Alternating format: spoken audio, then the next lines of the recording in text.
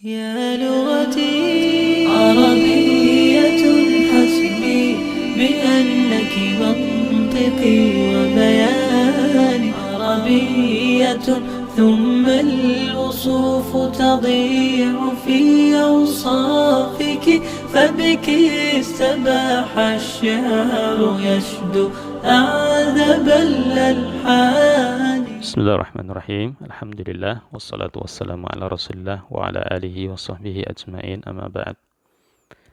Teman-teman sekalian, ya kita lanjutkan belajar bahasa Arab dasar. Dan tujuan kita belajar bahasa Arab ini adalah agar kita bisa faham Al-Qur'an dan faham hadis Nabi sallallahu alaihi wasallam dengan bahasa yang diturunkan oleh Allah, ya. Al-Quran dan Sunnah itu, yaitu bahasa Arab. Di langkahnya agar kita bisa memahami Al-Quran dengan baik, yaitu dengan mempelajari bahasa keduanya. Sehingga nasihat dari sahabat Umar ibn al-Khattab radhiyallahu an, pelajari bahasa Arab karena bahasa Arab adalah juz'un min dinikum. Ta'lamul Arabiyyah fa innaha juz'un min dinikum. Makna dari nasihat sahabat Umar ibn al-Khattab, pelajari bahasa Arab karena bahasa Arab adalah bagian dari agama kalian.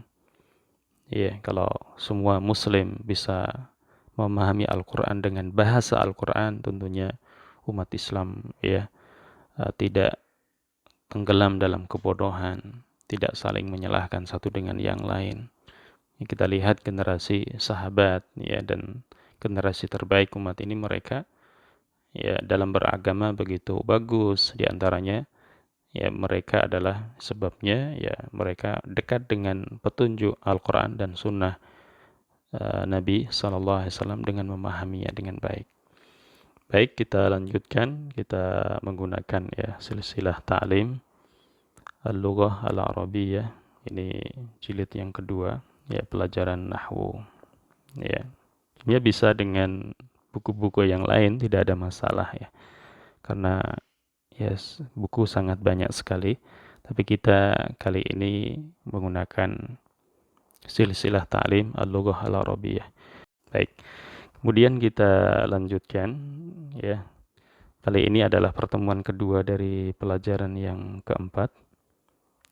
Pelajaran yang keempat dari silsilah ta'lim Al-Lughah Al-Arabiyyah. Kita akan menjawab as'ilatul isti'ab, yaitu pertanyaan penguasaan materi pada nas yang sudah kita baca, yaitu silah al-hayawan, senjata hewan. Yang pertama, limadza khalaqallah likulli hayawanin silahan? Kenapa Allah menciptakan senjata pada setiap hewan? Jawabnya adalah liddifa an nafsihi. Liddifa an nafsihi. Kita lihat di fakrah pertama tadi, alinea pertama. Di sini di baris pertama, di sini jawabnya adalah liddifa an nafsihi. Tidaklah Allah menciptakan hewan tanpa senjata. Tujuannya apa? Liddifa an nafsihi, untuk membela diri mereka sendiri, bisa menyelamatkan diri dari gangguan musuhnya. Baik, kemudian yang kedua, ma silahul fil. Pertanyaannya, pertanyaan yang kedua, apa senjata gajah? Apa yang Allah berikan kepada gajah untuk membela diri mereka? Jawabnya kita lihat di fakrah pertama. Di sini ada walil fili khurtumun.